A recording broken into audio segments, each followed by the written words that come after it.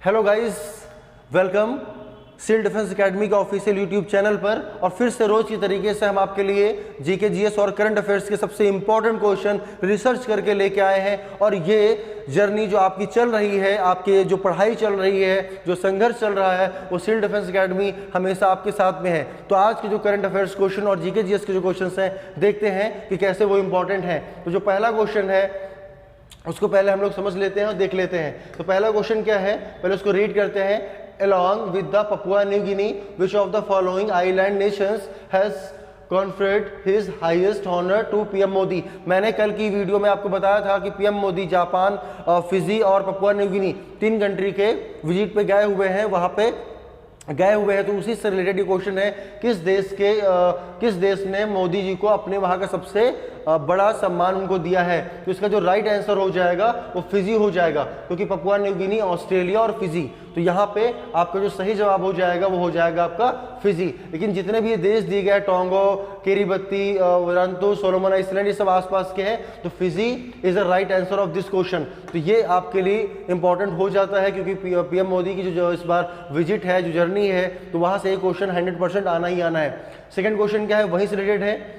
PM Modi unveiled, अब देखिए ये क्वेश्चन कितना इंपॉर्टेंट है आपके लिए, समझ में आएगा। PM Modi unveiled the bust of Mahatma Gandhi in which city of Japan on May 22, 2023। Narendra Modi ने जापान के किस शहर में महात्मा गांधी की जो प्रतिमा है उसका अनावरण किया।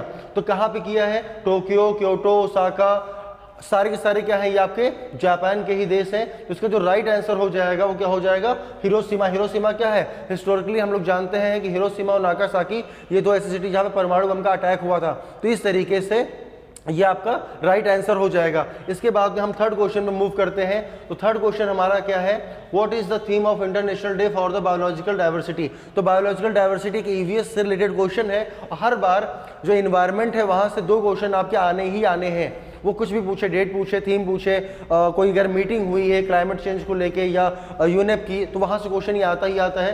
तो ये क्वेश्चन के अंतर्राष्ट्रीय जैव विविधता दिवस जो मनाया गया है उसके थीम पूछा गया है। तो थीम इसका क्या है, तो थीम इसका है, डी ऑप्शन है, from agreement to action build back biodiversity.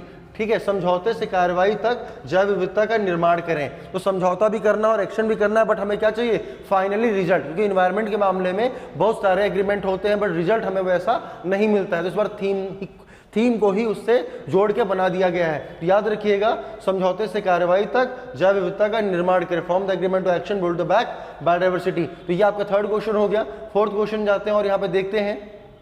ठीक है, तो मानव शरीर का वह भाग जहां पाचन तंत्र और श्वसन तंत्र एक दूसरे को क्रॉस करते हैं। तो ये बहुत ही आसान प्रश्न है, जहां पे क्रॉस करते हैं तो क्या हो जाएगा, ये ऑप्शन हो जाएगा या तालु हो जाएगा। तो इस तरीके से ये इसका, जहां पे पाचन तंत्र और श्वसन तंत्र एक दूसरे को क्रॉस करते हैं, तो ये ऑप्शन हो जाएगा।